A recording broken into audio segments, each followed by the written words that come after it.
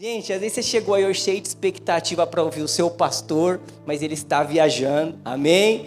Mas não diminua a sua expectativa, porque o convidado especial está aqui, é Jesus, amém? E aonde ele está, a obra acontece, ele é o convidado de honra, e com certeza você vai sair daqui transformado. Aquilo que você veio buscar do Senhor, você vai sair daqui hoje, você crê? Então abre o teu coração aí para essa noite, amém?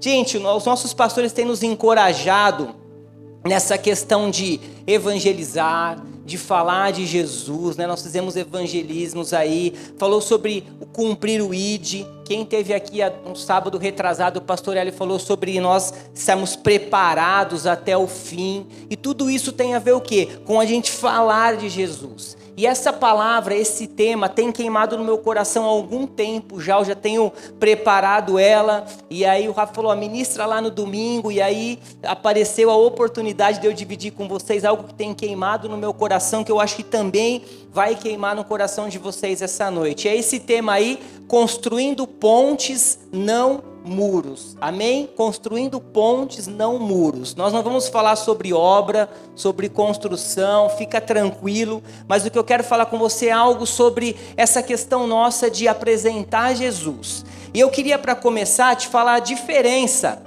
só para você entender um pouco aí entre pontes e muros, né?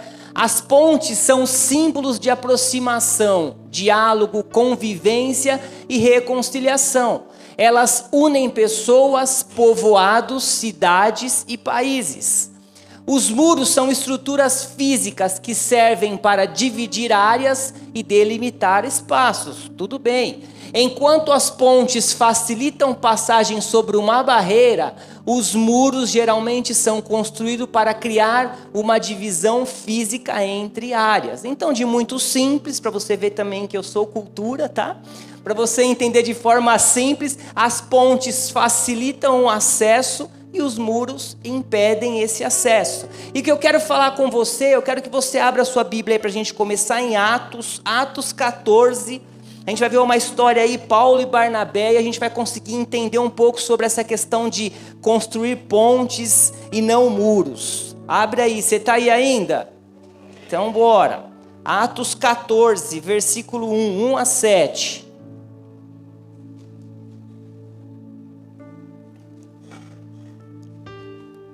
Atos 14, verso 1, diz assim: em Icônio, Paulo e Barnabé entraram juntos na sinagoga judaica e falaram de tal modo que veio a crer grande multidão, tanto de judeus como de gregos. E eu acho legal essa frase, fala de tal modo, né? Vieram com uma unção poderosa. Então ali eles já começaram o quê? Construir as pontes, porque grande multidão já começou a se chegar até eles. E o 2, mas os judeus, olha lá, que não tinham crido, incitaram e irritaram. Ou seja, atiçaram, envenenaram, né? A tradução LFMZL fala, entraram na mente. Se você não conhece a tradução, quem já caminhou com a gente conhece.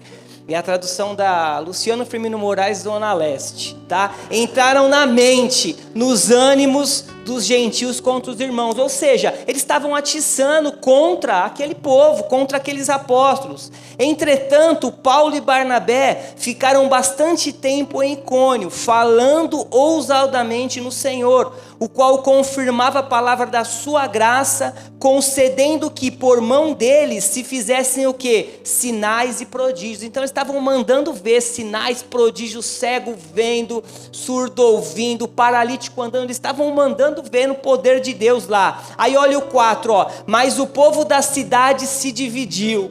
Uns eram pelos judeus e outros pelos apóstolos. Aqui já começou a construção dos muros. Então surgiu um movimento entre os gentios e judeus, que com o apoio das suas autoridades para maltratar e apedrejar. Quando Paulo e Barnabé souberam disso, fugiram para Listra e Derbe, ou seja, eles interromperam o trabalho deles. Gente, então nós vimos aqui claramente isso que eu acabei de ler aqui.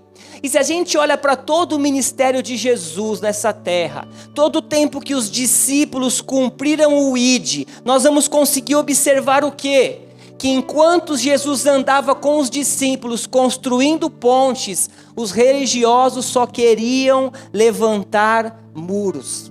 Gente, porque Jesus, por onde ele andava levando as boas novas do amor, as boas novas da salvação. Jesus, por onde ele andava, ele quebrava com todo o paradigma da religiosidade. O que mais ele batia de frente era com quem? Com os religiosos, com os fariseus, era onde ele mais batia de frente. Jesus, ele mostrava sempre a necessidade de amar o próximo como a si mesmo. Ou seja, Jesus, ele ia completamente na contramão do mundo, completamente na contramão da religiosidade, porque Jesus falava o quê? É morrendo que se vive.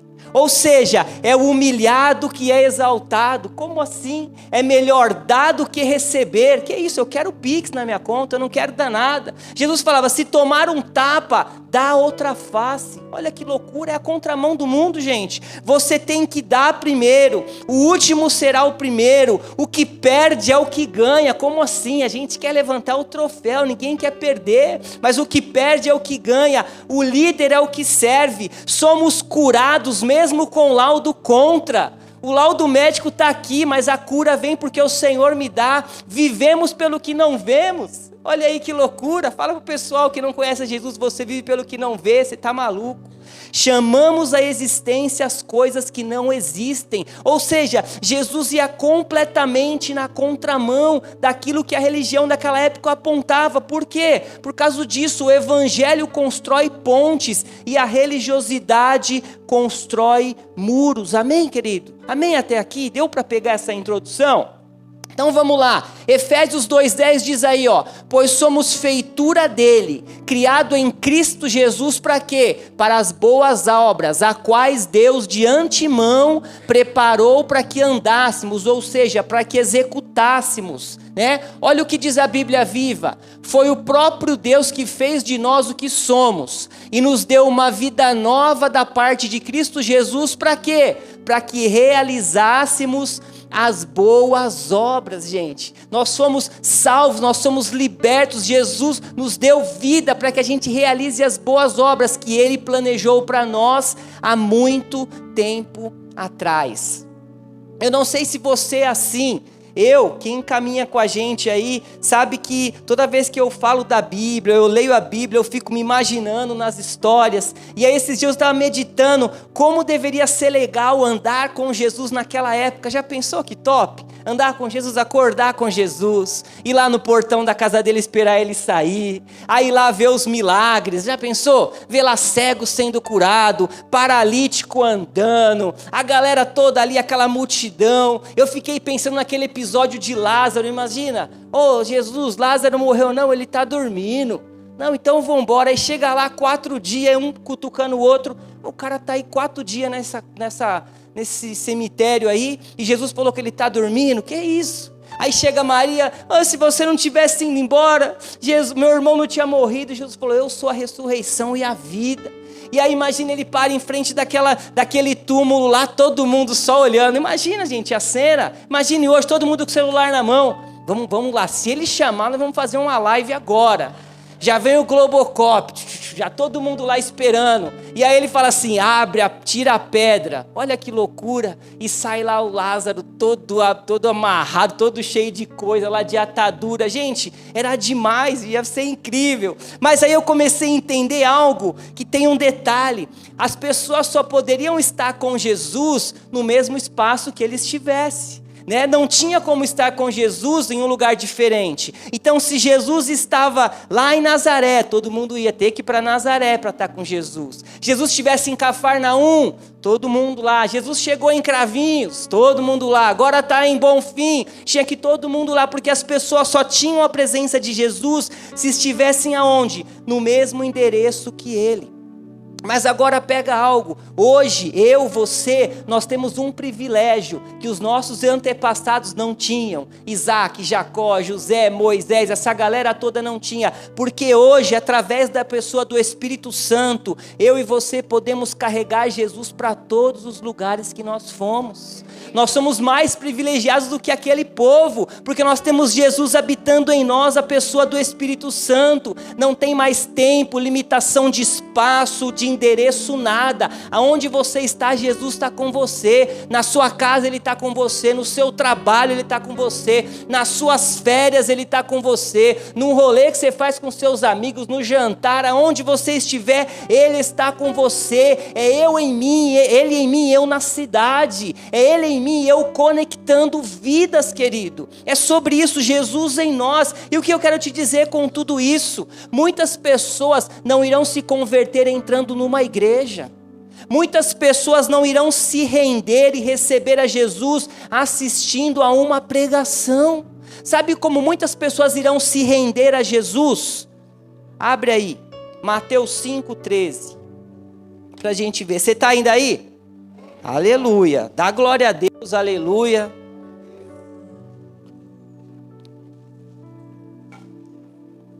Abre aí, Mateus 5, a gente vai ver como que as pessoas vão se render a Jesus. Nem sempre elas vão entrar numa igreja, nem sempre elas vão assistir uma pregação. Achou Mateus 5,13 aí? Pessoal do YouTube também aí, abre aí sua Bíblia aí na sua casa, Mateus 5,13. Você está chegando de viagem agora, liga aí no carro, está na estrada, né? Mateus 5,13 diz assim, ó: vocês são o sal da terra, aleluia! Mas se o sal perder o sabor, como restaurá-lo? Não servirá para nada, exceto para ser jogado fora e pisado pelos homens. Ó o 14, vocês são a luz do mundo, aleluia! Você é a luz do mundo, querido. Não se pode esconder uma cidade construída sobre um monte. Só que um parênteses, sabe por que Satanás tem raiva de você? Porque Satanás era um anjo de luz, não era? E quem é a luz do mundo hoje? Satanás, ele queria ser igual a Deus. E quem que é a imagem e semelhança de Deus hoje? Satanás era responsável pela adoração no céu. E quem são os verdadeiros adoradores? Você é tudo aquilo que ele queria, mas você tem a capacidade de pisar na cabeça dele e falar: tá comigo, tá tudo sobre mim, porque Jesus já me deu. Aleluia! O verso 15 fala aí, ó: e também ninguém acende uma candeia, ou seja, uma lamparina, e coloca debaixo de uma vasilha, né, um cesto. Ao contrário, coloca-o no lugar apropriado, e assim ilumina a todos os que estão na casa. 16, assim brilha a luz de vocês, de quem? Minha e sua, diante dos homens, das pessoas, para que vejam as suas boas obras e glorifiquem ao Pai de vocês que estás no céu. Amém? Pegou? Para ficar mais fácil agora, a Bíblia, a mensagem, ó: permita-me dizer por que vocês estão aqui. Vocês estão aqui para ser o sal que traz o sabor divino à terra. Olha aí, você foi chamado para trazer sabor para essa terra. Se perderem a capacidade de salgar, como as pessoas poderão sentir o tempero da vida dedicada a Deus? Se você perder o poder de salgar, você vai perder o tempero da vida dedicada a Deus. Vocês não terão mais utilidade e acabarão no lixo. Há uma outra maneira de dizer a mesma coisa: vocês estão aqui para ser luz, para trazer as cores de Deus ao mundo. Olha isso, gente. Eu e você fomos chamados para trazer a luz para esse mundo escuro, esse mundo de trevas, cinzento, trazer as luzes de Deus, a luz de Jesus para esse mundo. Ó, Deus não é um segredo a ser guardado. Vamos tornar o público, tão público como uma cidade num plano elevado. Se faço de vocês portadores da luz, não pensem que é para escondê-los debaixo de um balde virado. Quero posicioná-los onde todos possam vê-los. Agora que estão no alto do morro, onde todos conseguem enxergá-lo, tratem de brilhar, mantenham sua casa aberta. Que a generosidade seja a marca da vida de vocês, mostrando do quê? acessíveis aos outros. Vocês motivarão as pessoas a se aproximar de Deus, né? De o generoso Pai do céu. Gente, é assim que as pessoas vão se render a Cristo, vendo Ele em nós. As pessoas vão se render a Jesus, vendo Ele em você, enxergando a luz dEle em nós. É dessa maneira. Elas precisam olhar para a gente e falar assim, existe algo diferente nele, existe algo diferente nela. Elas precisam olhar para você e falar, eu quero o que Ele tem, eu quero viver aquilo que Ele vive, eu quero experimentar aquilo que Ele apresenta. Gente, por isso deixa o Cristo que está em você sobressair, amém? O mundo aguarda-se ansiosamente para ver Jesus em você. As pessoas estão ansiosas para ver Jesus em você. Ei, o que você carrega, você libera, amém? O que tem dentro de você, você libera. Você acha que as pessoas estão vendo Cristo em nós? Você acha que as pessoas olham para a gente, para todos nós, e as pessoas conseguem ver Cristo em nós? Queridos, nós precisamos falar mais de Jesus. Nós precisamos apresentar mais a Jesus. Ah, Lu, mas eu não sei falar das coisas de Jesus. Não tem problema, contra o seu ministério, conta a sua história, conta o seu testemunho. Né, Celso? Conta quando você chegou naquela André Veloni, lá um homão desse tamanho, na primeira cadeira, primeiro culto da F, chorando, tendo uma experiência com Deus incrível, tudo que Deus te mostrou aquele dia. Deus deu uma visão para o Celso ali incrível, uma experiência incrível no primeiro encontro que ele foi. Sabe, conta seu testemunho para as pessoas. Ah, mas eu não tenho nenhum testemunho impactante, né? Tipo, nunca morri, ressuscitei, nunca tomei 500 mil tiros e não morri, nunca fui ex-nada. Ei, você foi ex-escravo e hoje você é ex-filho de Deus. Isso já é o maior testemunho na tua vida. Ah, eu nasci na igreja, glória a Deus, você nunca se perdeu, é o maior testemunho. Você está com Jesus há 30, 40 anos. Sabe, não tem barreiras, gente, para a gente parar e contar testemunho e falar de Jesus. A semana passada, a mãe de uma amiga da Bela um amigo da Bela ligou para ela, ia ter um movimento de adolescentes e jovens numa igreja aí, e eles estavam, as meninas lá, a Bela, mais uma outra crente lá, chamando todo mundo. Aí a mãe do amigo ligou para Renata e falou assim, aonde que é esse negócio aí, esse culto, que o meu filho está querendo ir, que sua filha chamou ele? É tudo bem, pode ir, pode. Porque eu quero que ele seja salvo, viu? Eu quero que ele seja liberto, eu quero que ele se salve. Aí eu fiquei pensando, imagino que essas meninas mandaram bem na cabeça dessa turma aí. E o moleque foi para a igreja, e foi mó bênção, um monte de amigo foi, mas não importa, a gente está apresentando Jesus. Gente, precisamos abrir a nossa boca mais, sabe, no nosso trabalho, na rua, na faculdade, na fila do banco, sei lá onde tem fila hoje, se não tem fila também, você tem um monte de lugar nas suas redes sociais, a gente tem um monte de oportunidade de falar de Jesus. Eu estava falando do Celso aqui e da Mari, eu lembrei quando a gente foi lá, né? Foi a primeira vez que a gente foi falar de Jesus com eles lá. A gente faz um tempo já, né? Foi antes da igreja, 3 meses antes de começar a Academia da Fé aqui. A Suzy chegou e falou, Luciano, vai lá em casa um dia, lá na casa do Celso da Mari, tomar um café com eles, conversar, falar de Jesus. Eu não conhecia eles, né? Tinha pouco de amizade com a Suzy. Aí eu falei, pleno domingo de manhã, sabe, já levei daquele domingo de manhã, prefiro estar aqui domingo de manhã, te perturbando. Aí eu falei, o Celso vai cantar isso aí, a hora que eu chegar na casa dele. Aí cheguei lá, e aí o Celso não estava, eu e a Rê chegamos lá, domingo era para ficar em casa, né? Mas a gente foi porque a gente precisa ter paixão pelas vidas. E aí chegamos lá, a Mari, lá o Celso foi comprar pão, daqui a pouco entrou o Celso, desse tamanho, cavanhaque, cara de bravo. Eu falei, pronto, agora acabou de vez, meu. Agora acabou o domingo, meu. Estraguei o domingo do cara, o cara tá cansado. Aí ele lembrou da Renata, que a Renata andava de escada lá na academia, ele era personal da Smart, e começa daqui de lá, mas ele fechadão. Aí eu me lembro que eu falei uma frase da palavra que eu falei, Celso, sabe de uma coisa? Deus usa os loucos para confundir os sábios. Aí ele, tem essa tatuagem aqui, que barato, eu já ouvi falar sobre isso, tem uma música ali, nossa, aí pum, aí né, Celso? Aí quebrou, aí Resumindo a história, passou 2 meses, a igreja Academia da Fé veio para Ribeirão, lá na André Veloni, o primeiro culto, estava o Celso lá, a Mari, entregaram a vida para Jesus e estão aqui até hoje. Sabe por quê, gente? O amor pelas vidas tem que queimar em nós, Sabe, eu chego naquele HC sexta de manhã lá, com as vovozinhas, com a turma toda, e falo de Jesus. Teve um dia que chegou uma senhora, acho que ela tem uns 80 anos, ela estava com câncer na axila. Estava porque eu declaro que ela já foi curada. E ela falou, ai filho, eu quero carpinar o terreno de casa, eu quero fazer pão. Eu falei, mas a senhora vai carpinar o terreno, a senhora já não tem mais condição de carpinar terreno, né? Deixa as outras pessoas fazer, mas eu gosto de fazer pão. Aí eu orei por ela. Aí na outra semana eu entrei lá, daqui a pouco chega ela, a filha dela, ela viu o senhor passar, ela já falou, o pastor chegou, fala para ele me benzer hoje, hein?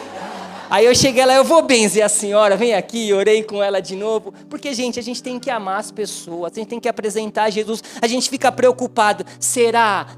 É o Espírito Santo. Nosso trabalho é cumprir o nosso ID, é falar de Jesus. O Espírito Santo faz o resto. Olha o que diz em Colossenses 1:27. E as riquezas e a glória do seu plano são também para vocês, os gentios. E este é o mistério, Cristo no coração de vocês é a esperança da glória.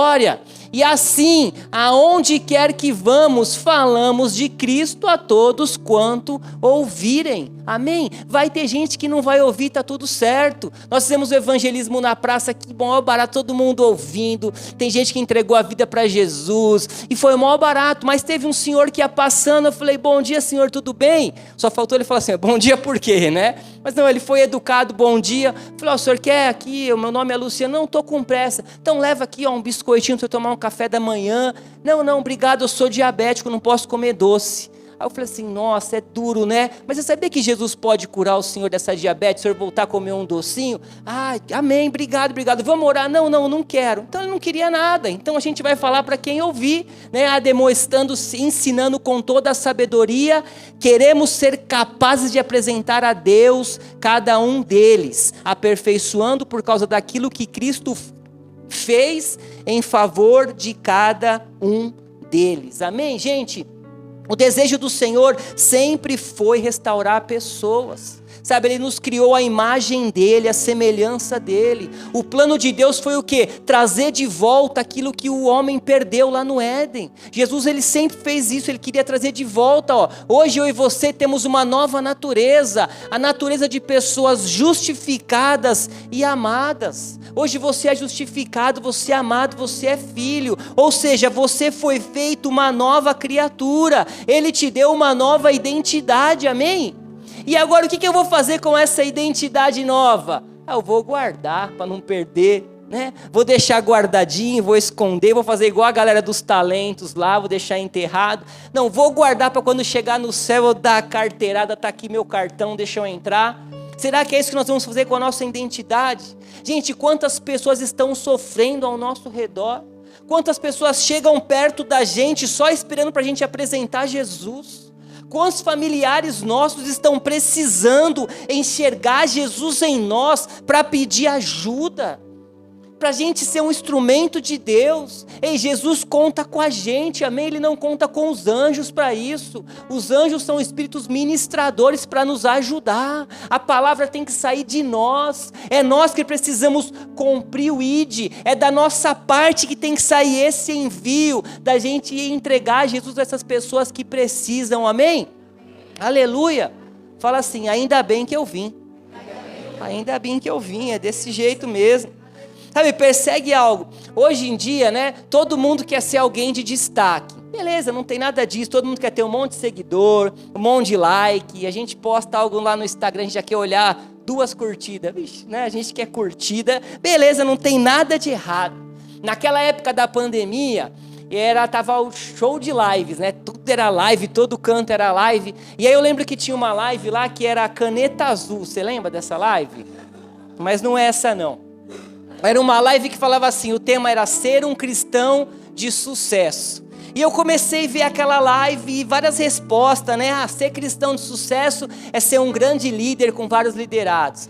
Ser cristão de sucesso é ter milhares de pessoas na igreja, é ter uma igreja bonita, sei lá, várias coisas. E beleza, tudo isso que foi falado é muito legal, pode ser até que traga algum sucesso ministerial, só que nada disso funciona se o real propósito do cristianismo não existir, que se chama vida, gente. É o real propósito do cristianismo, ó. Não podemos esquecer que o combustível da nossa vida é o quê? Transformar pessoas através do evangelho. Esse é o combustível da minha vida, esse é o combustível da tua vida. Você está sentado aqui hoje é por isso, você está nessa terra para isso. A gente quer trabalhar, ganhar dinheiro, fazer coisas, isso é tudo muito bom, mas o que nós construímos hoje não é sobre hoje, é sobre nossa eternidade, amém? O tempo aqui na terra é muito pequeno, perto de um todo que nós vamos viver com Jesus, então nós precisamos transformar pessoas através do evangelho, amém, querido? Antes do teu chamado vem a tua missão. Vou repetir isso, antes do teu chamado vem a tua missão, antes de ser um pastor, antes de ser um presbítero, antes de ser um cantor, um ministro, um músico, um apóstolo, vem a tua missão, que é o ID, que é o que Jesus falou, ó, vão pelo mundo todo e pregue o evangelho a todas as pessoas. Essa é a nossa missão, minha e tua. Mas eu comecei na igreja e aceitei Jesus ontem, parabéns, glória a Deus, essa é a tua missão também. O Senhor nos chama para isso. O nosso chamado, primeiro vem a nossa missão e depois vem o nosso chamado. Sabe por quê, queridos? A igreja do futuro precisa ser permanente, não aparente. A igreja precisa permanecer, sabe? É tempo de levar as vidas para Jesus e não viver de aparência, não ser um religioso, não ser alguém, sabe? O conteúdo, ele tem que ser mais importante do que a embalagem. Deus, ele não está preocupado com as nossas performances. Deus, ele quer ver o nosso coração. E a pergunta é essa: o que nós temos feito para o nosso próximo? Sabe, não é o nosso próximo, o nosso parente, o tio, a tia, o primo, o vizinho que é legal, a vizinha que é gente boa, o funcionário que é bom, mas é o nosso próximo, aqueles que a gente nem tem afinidade. Quantas vezes que nós já vimos uma pessoa triste do nosso lado e não fizemos nada? Quantas vezes até nas redes sociais a gente já viu alguém ali comentar algo e a gente fala, não vou falar nada, não vou me meter. Eu tive 2 experiências na minha vida que impactaram a minha vida. 2 testemunhos, um positivo e um foi negativo. Um foi um jovem que bem no começo, que eu comecei o meu chamado de ir em hospital e tal, eu recebi um convite para visitar um jovem que estava desenganado, e eu não conhecia, não sabia nem quem era, ninguém conhecia a mãe chamou no Instagram da igreja que nós éramos, e aí o pastor estava viajando, falou, Luciano, vai lá, eu fui, cheguei lá, a mãe desesperada, sabe, rolou uma compaixão pelaquela situação, larguei cliente, fui, resumindo, oramos pelo menino, o menino ele foi restaurado, sabe, estava diagnosticado, estava entubado, ia colocar tráqueo, a gente orou por ele, eu senti um amor tão grande, parecia um irmão que eu estava ali, na hora que eu estava orando, um calor subiu dentro de mim, ia colocar tráqueo nele no dia seguinte, aí no dia seguinte ele mandou mensagem, Luciano, o Tadeu acordou, cara. Falei, sério, ele acordou. No outro dia ela falou, Luciano, o Tadeu saiu da CTI, está no quarto. Falei, glória a Deus, vou visitar ele. Passou 2 dias, ela falou, Luciano, o Tadeu está em casa. Glória a Deus, vou visitar ele. Passou 2 dias, estava na igreja. Glória a Deus, aplaude mesmo ao Senhor, porque é sobre isso. E aí ele foi para a igreja e a família toda entregou a vida para Jesus, foi incrível. Sabe por quê? É um coração disponível, a gente tem que ter um coração que ama pessoas, que está disponível para ajudar pessoas. E aqui eu falei que foi um negativo, acho que eu acordei numa madrugada, não sei, estava sem sono, peguei o Instagram lá e comecei a ver uma postagem de uma menina da academia que a gente fazia, de negócio de suicídio, mensagem de suicídio e tal. E eu na hora falei, vou mandar uma mensagem para essa menina, né, porque, poxa, aí na hora eu falei, não vou mandar não, vai que a Renata achar ruim, que estou mandando mensagem para uma menina, falei, não vou mandar nada não, vou deitar, e fui deitar, demorei para dormir, no dia seguinte chegamos na academia, o personal falou, você viu quem morreu? Eu falei, quem? Aquela menina lá tal, se suicidou nessa madrugada. cara, aquilo ali me gelou por dentro, sabe? Uma situação, falei, meu Deus, eu podia ter ajudado. Eu não precisava ter mandado uma mensagem, eu podia ter acordado a Renata. Renata, vai lá, manda uma mensagem para essa menina, sabe? Podia estar disponível. Não carreguei peso, porque Jesus não quer colocar peso em nós. Mas foi algo que foi assim, negativo, para eu nunca mais deixar de ouvir a voz de Deus para nada. Para estar sempre disponível para Ele. Porque nós precisamos, querido, ser o povo mais amoroso dessa terra. Eu e você, nós precisamos ser o povo mais amoroso dessa terra. Amém? Você está recebendo essa palavra? E eu quero concluir isso com você para a gente terminar. Abra em Lucas 10, só para a gente terminar com esse texto aí. Lucas 10, versículo 30. Fala assim, ainda bem que eu vim. Só para você entender esse texto que nós vamos ler aí, é naquele momento que Jesus estava com um homem, um especialista da lei, e ele estava falando sobre essa questão de amar o próximo, de reino de Deus e tal. E aí ele pergunta para Jesus, mas como, quem é o meu próximo? E aí Jesus conta essa história para ele, achou? Verso 30. Achou aí Lucas 10, 30? Diz assim então o verso 30, ó. Jesus prosseguiu dizendo, um homem descia de Jerusalém para Jericó e caiu nas mãos de alguns ladrões. Estes, depois de lhe tirar a roupa e lhe causar muitos ferimentos, retiraram-se deixando-o semi-morto. Por casualidade, um sacerdote, repete aí, sacerdote, estava descendo por aquele mesmo caminho e vendo aquele homem passou de largo. O que ele fez? Atravessou do outro lado da calçada. De igual modo um levita, repete aí, levita, descia por aquele lugar e vendo passou de largo, ou seja, atravessou do outro lado da rua. Certo samaritano, repete aí, samaritano, eu gosto disso aí, de fazer repetir, que seguia o seu caminho, passou perto do homem e vendo o que ele fez, compadeceu-se dele. Olha aqui a diferença.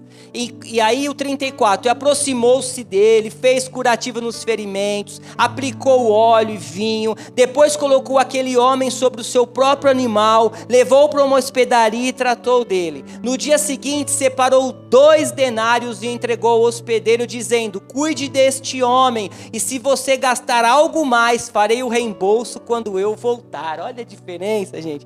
E aí o 36, então Jesus perguntou, qual desses 3 parece ter sido o próximo daquele homem? O intérprete da lei respondeu, o que usou de misericórdia para com ele. Então Jesus disse, vá e faça o mesmo. Amém? Até aqui? Então só para concluir, nós vamos falar rapidinho esses 3 personagens. O primeiro, sacerdote. Quem que era o sacerdote? De uma maneira rápida e rasa, era o mais alto posto religioso. Era o cara que cuidava dos sacrifícios, era o cara que era descendente de Arão, coordenava os sacrifícios, era o líder máximo espiritual da igreja.